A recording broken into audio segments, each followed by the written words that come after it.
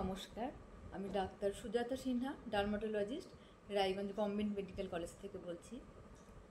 প্রতি বছর 25শে জুন বিশ্ব ভিটিলিগো দিবস পালন করা হয়। ভিটিলিগো বা সেতি রোগ একটি দীর্ঘমেয়াদী অসুখ, যেখানে চামড়ার ব্রাউন রং নষ্ট হয়ে যায়।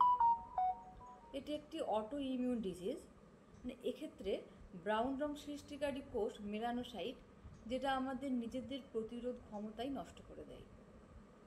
এটি যে কোনো বয়সের মানুষেরই হতে পারে। বংশগত কারণ ছাড়াও বিভিন্ন কারণে এই অসুখ হতে পারে।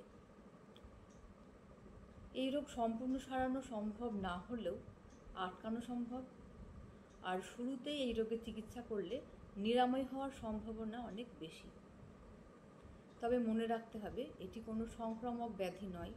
এই রোগে আক্রান্ত রোগীরা সবার সঙ্গে ওঠা বসা করতে পারে, আর আমরা বছরের প্রতিটি দিন এই রোগীদের চিকিৎসার জন্য আর তাদের মনোবল অক্ষুণ্ণ রাখতে তাদের পাশে আছি।